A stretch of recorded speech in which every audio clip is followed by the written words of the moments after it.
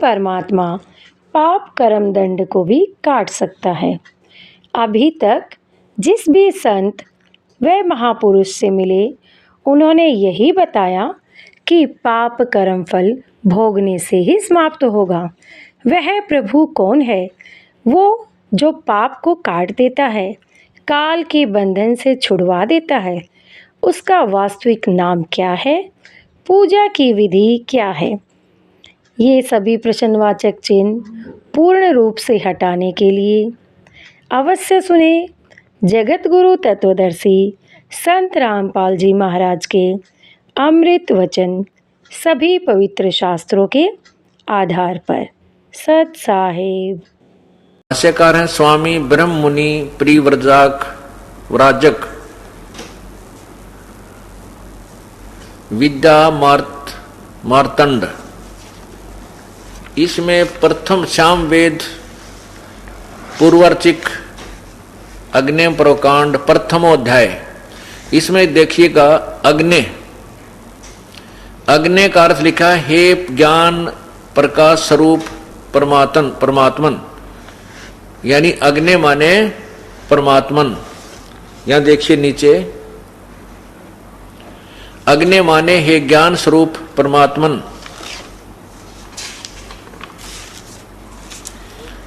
यहां देखिए नीचे अग्नि माने परमात्मा, अग्निम। यहां देखिएगा नीचे को अग्नि माने परमात्मा, ज्ञान स्वरूप परमात्मा। यहां देखिएगा यानी प्रत्येक मंत्र में अग्नि माने परमात्मा। यहां नीचे देखिएगा अग्नि माने हे प्रकाश स्वरूप परमात्मन। आगे नीचे देखिएगा अग्नि माने परमात्मा। अग्नि का अर्थ एक नहीं सैकड़ों बार अग्नि माने परमात्मा। नीचे देखिएगा अग्नि माने ज्ञान स्वरूप परमात्मा। अब इसमें और भी सारे ही बहुत ज्यादा है ऐसे लिखे हुए। अग्नि का अर्थ है परमात्मा, ये सिद्ध हो गया। अपन सिर्फ अपना काम चलाओ देखना है, इसमें गणित संस्कृत पढ़ने की आवश्यकता नहीं, इन्होंने सब कुछ लिख रखा है, हमने सिर्फ इसको देखना है। अग्नि माने परमेश्वर सिद्ध हो गया। और यहां लिखा अग्नि तनुरसी, तनु माने शरीर, रसी माने है। अब यहां फिर देख लिए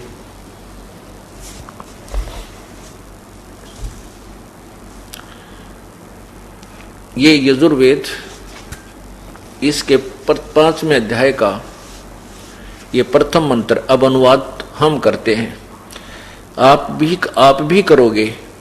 अग्नि तनुरसी, यहां देखिएगा यहां हम अग्नि माने, स्वामी जी ने जो अनुवाद किया है इस अग्नि माने परमेश्वर लिख दा। बस यहां लिख दें कि हे परमेश्वर। आगे देखो तनु, अब तनु माने शरीर उन्होंने लिखा, तनुकार शरीर लिख दिया, असी माने है। ये परमात्मा अग्नि माने हे प्रकाश तेजो में परमात्मा आपका शरीर है। तनु माने शरीर, असी माने है आपका शरीर है। फिर यहां लिखा तवे विष्णुवे, तवा विष्णुवे। और यहां लिखा तनु असी माने है सोमस्य। विष्णुवे तवा सोमस्य, इसका अर्थ बनता है कि तवा माने उस, सोमस्य माने अमर पुरुष, सोमस्य माने अमर पुरुष का, तनु माने शरीर, विष्णुवे माने सबकी संभाल करने के लिए, पालन पोषण करने के लिए, और सब उस परमात्मा का एक और शरीर है।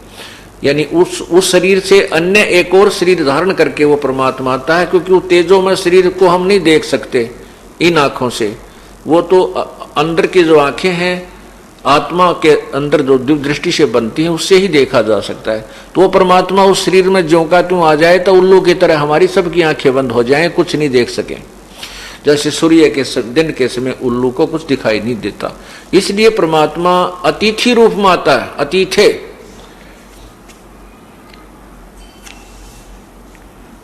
कुछ समय के लिए यहाँ आता है तो उसके लिए परमात्मा अन्य शरीर धारण करता है। अब ये तो पवित्र यजुर्वेद ने सिद्ध कर दिया कि भगवान परमात्मा सशरीर है। अब आपको पवित्र बाइबल में दिखाता हूं। अब देखिएगा पवित्र Bible,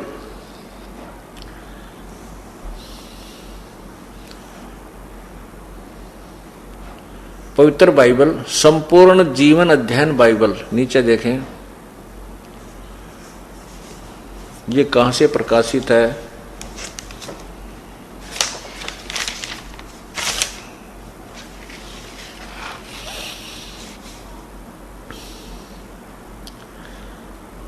life publishers international Springfield mister USA printed in India.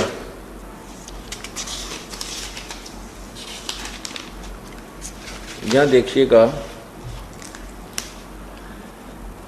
संपूर्ण जीवन अध्ययन बाइबल, पवित्र बाइबल, और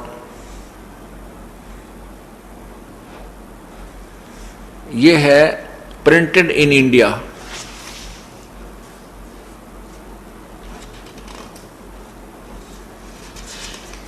यहां देखना अंग्रेजी प्रधान संपादक इसके है डोनाल्ड सी स्टाम्स, संयुक्त संपादक जे वेस्ले आदम्स, संपादकीय समिति ये स्टानली एम होर्टन अध्यक्ष। ये सारा कुछ आप पढ़ लो इसमें। इसके बाद हम आपको दिखाते हैं जो अपने काम की चीज है वह देखें। यहां देखिएगा ये सृष्टि उत्पत्ति जो स्टार्ट होती है, ये उत्पत्ति आरंभ होती है। आदि में परमेश्वर ने आकाश पृथ्वी और की सृष्टि की। यहां देखो आरंभ में, फिर उसके बाद क्या किया, फिर परमेश्वर ने कहा कि हम मनुष्य को अपने स्वरूप के अनुसार, यानी 5-6 दिन में सृष्टि रची गई थी, तो परमात्मा ने कहा कि अपने स्वरूप के अनुसार, ये 26 नंबर में है। फिर परमेश्वर ने कहा हम मनुष्य को अपने स्वरूप के अनुसार अपनी समानता में बनाए, और वे समुद्र की मछलियों, आकाश के पक्षियों और घरेलू पशुओं और सारी पृथ्वी पर और सब रेंगने वाले जंतुओं पर जो पृथ्वी पर रेंगते हैं अधिकार कर रखें। आगे लिखा है 27 में, तब परमेश्वर ने मनुष्य को अपने स्वरूप के अनुसार अपने उत्पन्न किया, अपने ही स्वरूप के अनुसार परमेश्वर ने उसको उत्पन्न किया, नर और नारी करके उसने मनुष्यों की सृष्टि की। इसमें 3 बार लिखा है कि परमात्मा ने मनुष्य को अपने स्वरूप में बनाया। अब मनुष्य जैसा ही परमात्मा सिद्ध हुआ। पवित्र बाइबल ने सिद्ध कर दिया कि परमात्मा मनुष्य जैसा है। और आप किसी क्रिश्चियन से पूछिएगा तो वो कहेंगे गॉड इज फॉर्मलेस। उसे पूछेंगे what is the form of God, वो कहेंगे गॉड इज फॉर्मलेस, परमात्मा निराकार है। और पवित्र बाइबल को वे एक सदग्रंथ मानते हैं, अपना पूजनीय मानते हैं, उसके ज्ञान को सत्य मानते हैं। तो पवित्र बाइबल तो कह रहा है भगवान मनुष्य जैसा है। तो ये जो ज्ञान है, सुने सुनाई थ्योरी, सुना सुनाया जो रट्टा फिकेसी का जो अज्ञान हमारे अंदर कैसे कर गया, वो इसीलिए कर गया कि जो भी जिस मजहब का विद्वान माने जाते थे उन्होंने अपने ही सदग्रंथों को नहीं समझा और अपने दंत कथा सुनी सुनाई कहानी लोक वेद से दुनिया का हृदय रंग दिया और भगवान को निराकार सिद्ध करके एक तरफ बैठ गए। और फिर जब भगवान निराकार है उसकी चाह कैसे रहेगी? उसकी तलाश की आवश्यकता है क्या? जब वो निराकार है, सर्वव्यापक है, तो फिर भी पहले हमारे से अभेद है, फिर उन्हें ढूंढना कि जब वो कितना है ही नहीं, उसकी प्राप्ति का प्रयत्न कर ही किस लिए रहे थे। अब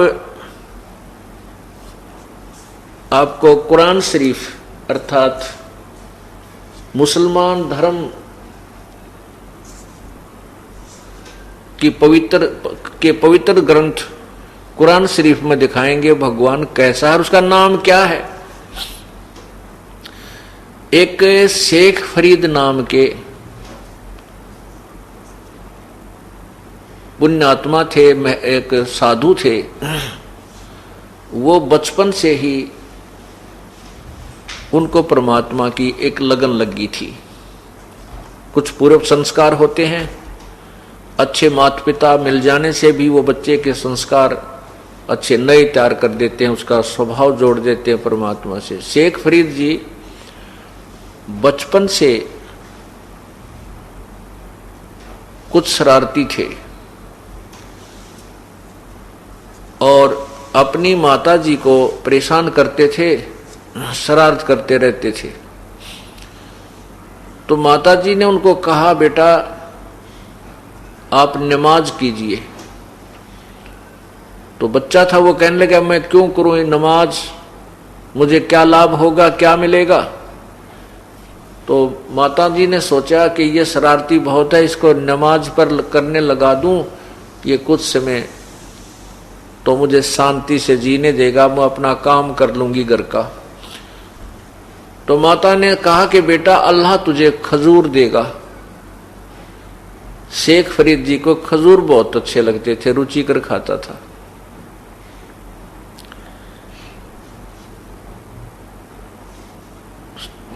मां के मुख से ये वचन सुने तो शेख फरीद जी ने कहा कि मां बता फिर कैसे नमाज करनी है, कितनी बार करनी है। मां ने कहा बेटा 5 बार करनी है, और कैसे करनी है मैं तुझे बता देती हूं, तुझे ज्यादा तो याद रहेगा नहीं, तो ऐसे करना, एक चद्दर बिछा दी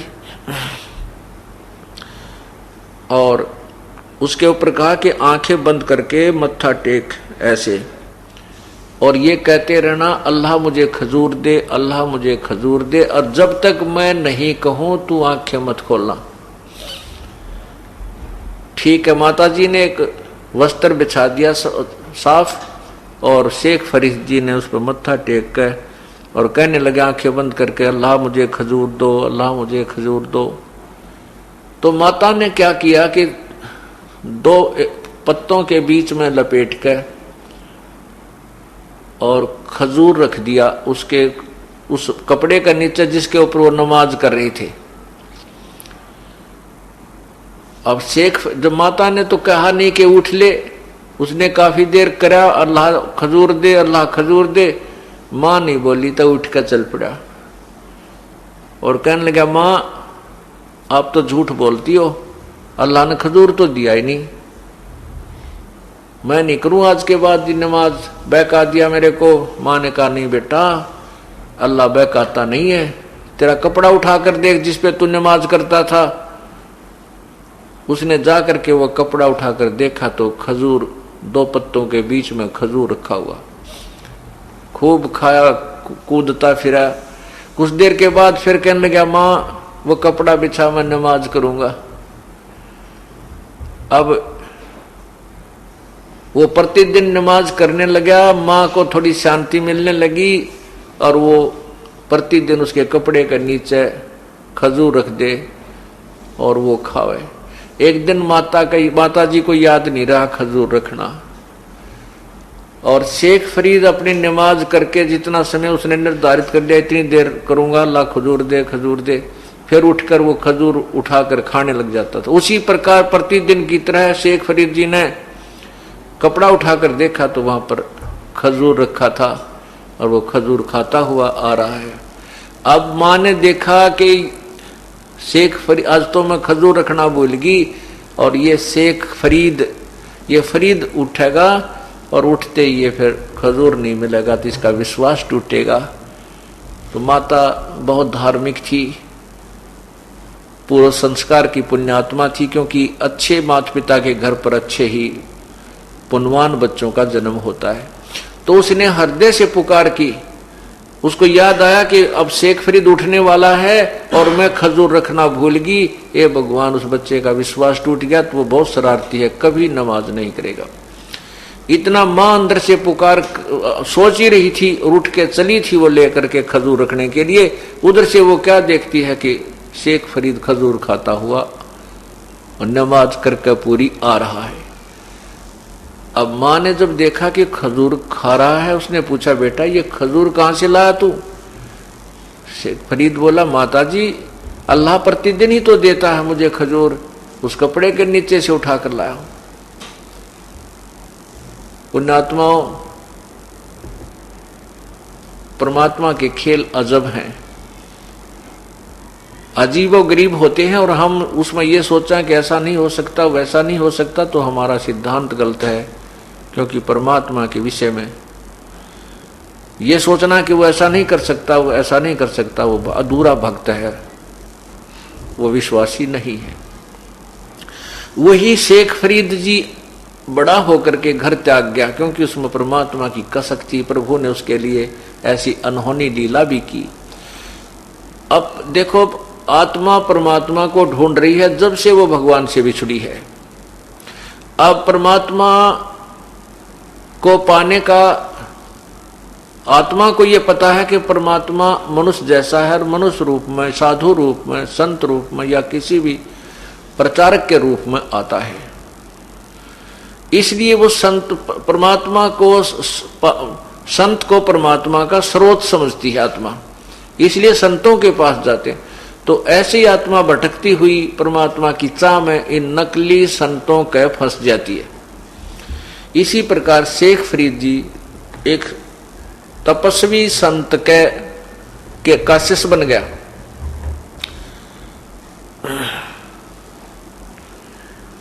वो संत जो था तपस्वी था, तप करने को कहता था, और कहता था कि तप करने से परमात्मा के दर्शन हो जाते हैं, परमात्मा अल्लाह की प्राप्ति होती है।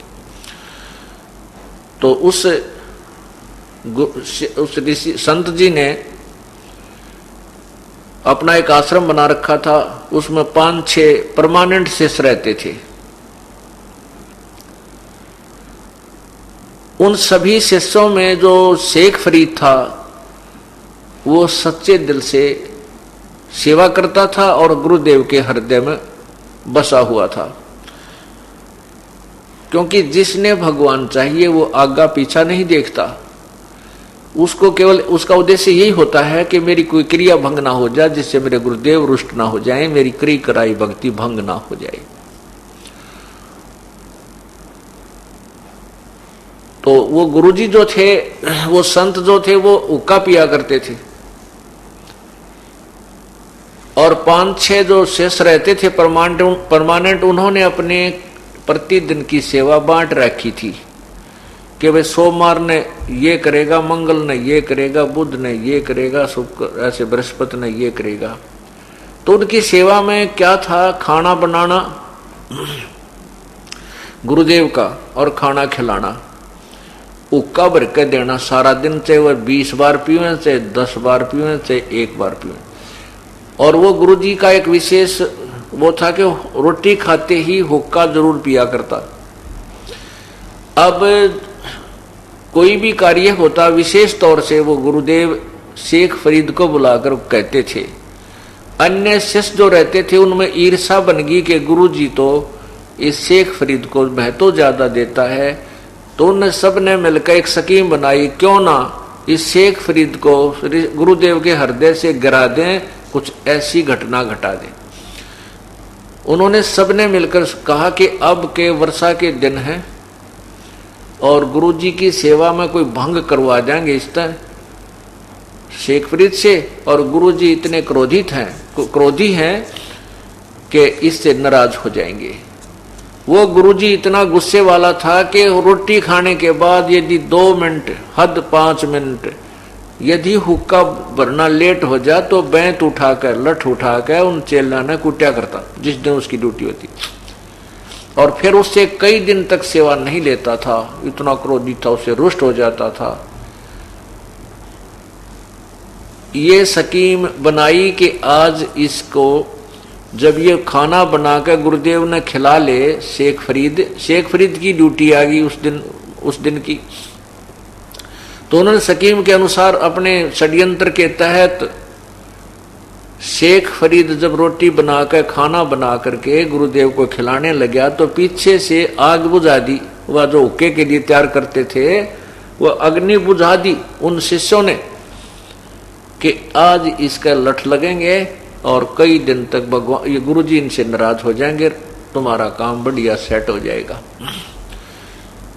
अब शेख फरीद को तो पहले पता था, प्रतिदिन की तरह अग्नि हुक्का भरने के लिए तैयार कर रखी थी।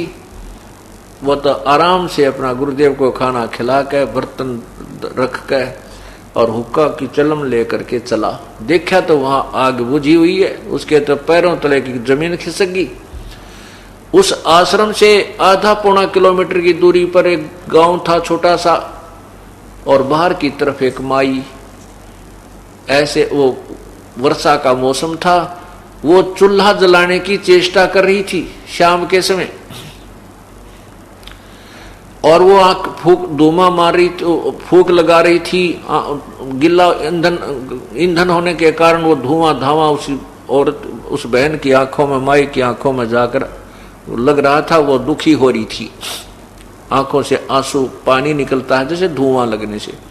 शेख फरीद ने धुआं उठता देखा कि सामने वाली झोपड़ी उस घर में अग्नि जल रही है। तो भाग के फुल स्पीड तक दौड़ के चलम हाथ में लेकर दौड़ लिया और जाते ही जल्दी से कहा, माई मुझे आग दे दे, माई मुझे आग दे दे। वह बोली, भाई न्यू बोली, बाबा जी न्यू आग नहीं मिला है, आग फड़वा रखी मैंने धुएं में, जब यह आग बनी है तू आग फड़वा ले तो अपनी जब आग मिला तो ना। अब उसको तो शेख फरीद ने तो ये सोचा या माई शायद आंख फोड़ने के बदले आग देगी, इतनी देर मत कर दे, गुरुजी नाराज ना हो जा। कहने लगा, माई ले अपना दे का चमटा आंख में और काट का आंख वहां धर दी, ले माई मना आग दे दे, थोड़ी सी जल्दी दे दे। अब उस माई ने देखा इसने तो सचमुच आंख काट के बाहर रख दी, वह कांप गई सारी। कदे इनके गुरुजी नाराज हो जाए, तेरे को शराप दे दे। उसने तो चूल्हे मत सारी आग बाहर कर दी। आंख के ऊपर बांध का एक पट्टी, अपना कपड़ा, फूटी हुई आंख के ऊपर शेख फरीद ने कपड़ा बांध लिया से और बरका चलम और फिर दौड़ लगा दी। आंख में तक एक जो थोड़ा सा कोई कुणक भी गिर जाना, कोई जरा सा भी कण मिट्टी का, वो भी रवा दिया कर इंसान को। और उसने चल आंख फोड़कर न्यारी धर दी और कोई महसूस नहीं किया कि मेरे गुरुजी नाराज ना हो जाए। अब वो दौड़ा आ रहा था। अब गुरुजी ने देखा का तो भाई कुछ लेट कर दिया, हुक्का भरना आवाज लगाई रहे, शेख फरीद हुक्का ला बेटा। अब शेख फरीद वहां नहीं था, दूसरी आवाज लगाई, तीसरी जब आवाज लगाई रहा, कित मर गया, आज कहां मर गया तू, अभी तक हुक्का नहीं भर के लाया। जब तीसरी आवाज लगाई गुरुजी ने खूब दहाड़ के, तो दो निकट पहुंच गया शेख फरीद, कहने लगा, आ गया गुरुजी, आ गया गुरुजी। अरे क्या बात होगी, कि चला गया था गुरुजी, यहाँ मौसम खराब था, अग्नि बुझ गई गुरुजी, माफ कर दो, ये गांव से जाके लानी पड़ी। अच्छा रख देता है। अब हुक्का रख दिया। जब गुरुजी ने देखा उसकी आंख का पट्टी बंध रही थी, अरे आंख का के लाग गया बेटा।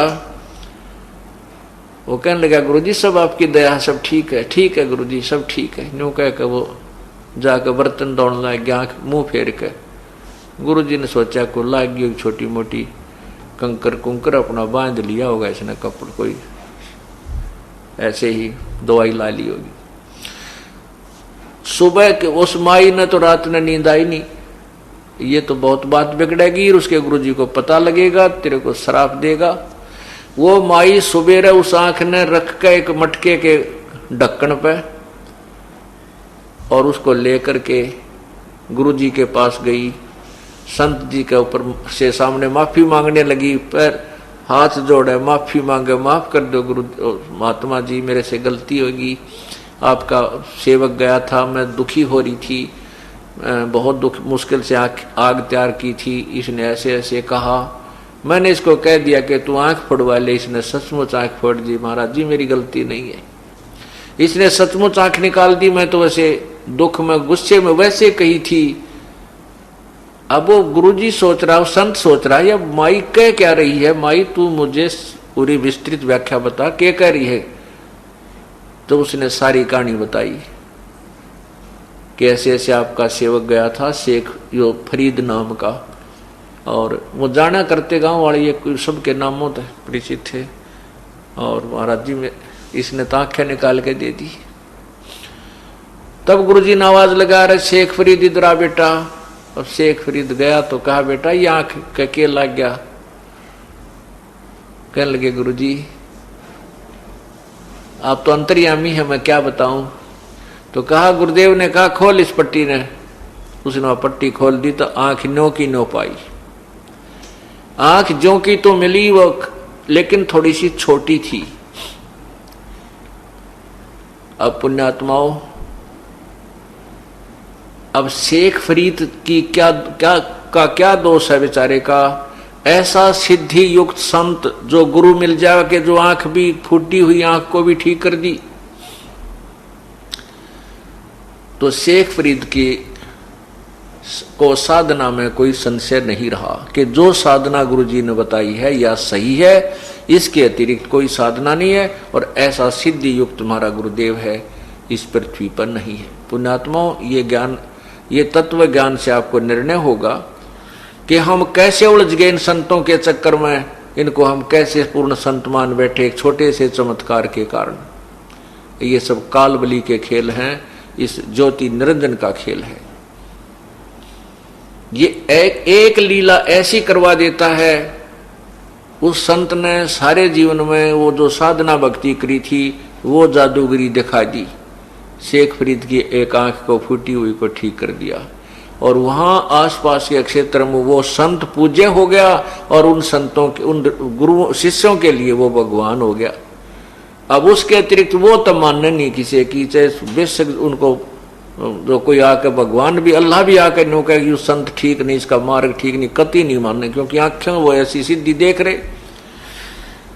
एक सिद्धि से ही एक संत की आज तक महिमा गाई जाती है। कोई एक छोटा सा चमत्कार किसी गांव में हो गया होगा, उसके गुणगान गाए जाते हैं, और वो कई पीढ़ी तक उसकी मंडी बनाकर आज पूजा जा रहा है।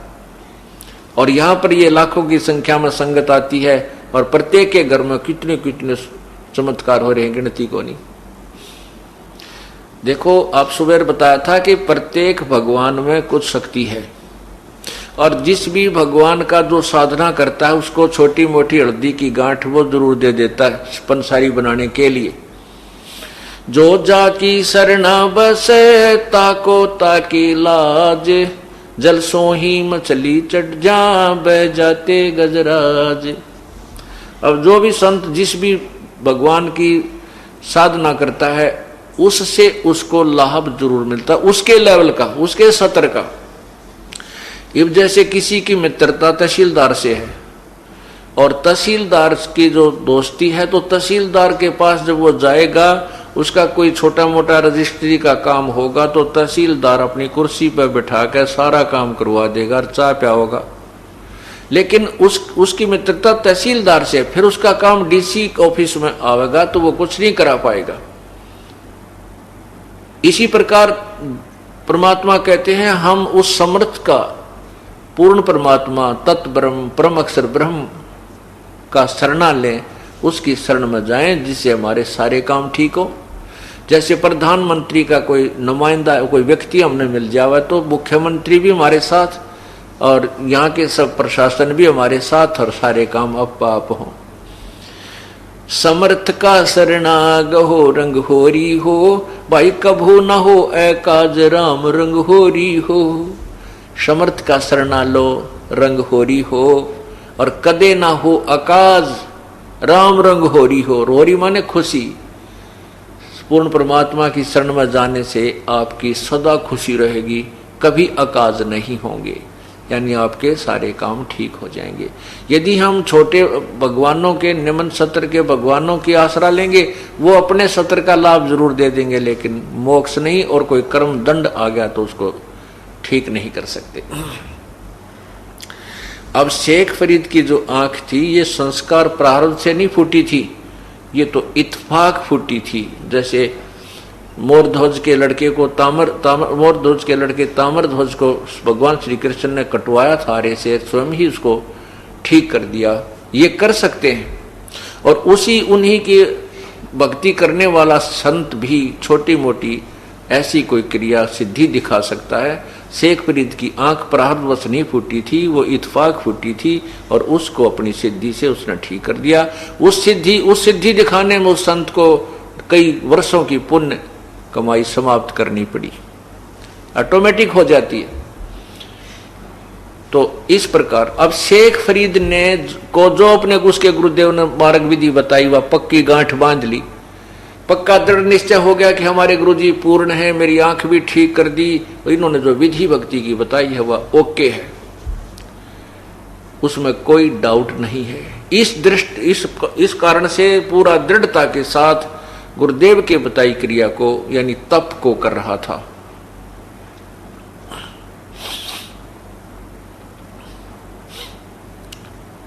गुरुदेव का शरीर पूरा हो गया, अर्थात तो मृत्यु को प्राप्त हुए। उसके बाद शेख फरीद ने वो आश्रम छोड़ दिया, क्योंकि उसका उद्देश्य परमात्मा पाना था। गुरुदेव ने बता रखा कि तप से परमात्मा पर प्राप्ति होगी, अल्लाह के दीदार होगा। अल्लाह का दीदार माने दर्शन, साक्षात्कार। जैसे अभी आपने सत्यार प्रकाश में पढ़ा था, भगवान निराकार है और उपासना से पाप तो कटते नहीं है और परमात्मा का साक्षात्कार भगवान मिल जाता है। निराकार भी और साक्षात्कार भी है, दोनों बात बताओ भाई कैसे हो सकती है? यही थ्योरी एक की नहीं, जिसको तत्व ज्ञान नहीं और आज तक जिसने भी ज्ञान दिया बताया वो सब ने यही सब संतों ऋषियों ने मजहबों ने परमात्मा को निराकार ही बताया है। तो शेख फरीद जी ने सोचा भाई गुरुदेव ने बहुत कहा है कि तप से भगवान मिलेगा, क्यों ना इस तप करके शरीर ने खत्म कर दूं, क्या बनेगा इस मिट्टी का यदि परमात्मा नहीं मिला था। तप खड़ा होकर किया, बैठ कर किया, धोने लगा कर किया, ऊपर ने पैर करके नीचे ने सिर पद्मासन शिरासन करके किया। आखिर में सोचा एक कुएं के अंदर एक कुआं था, उसके ऊपर वृक्ष था, वृक्ष की टहनी उसके कुएं के ऊपर के गई हुई थी, छाई हुई थी।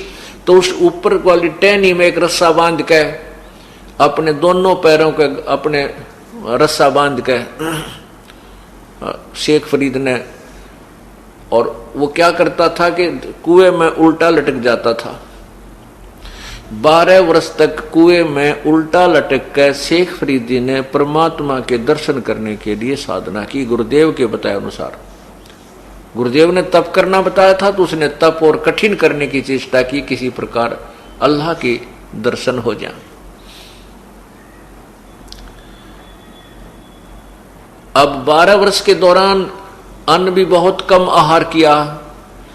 क्यों किया कि कम खाना खाऊंगा तो कम बाथरूम जाऊंगा और कम ही पानी जो है ना फ्रेश होने जाना पड़ेगा, इसलिए ज्यादा से ज्यादा समय मेरा तप में जावे।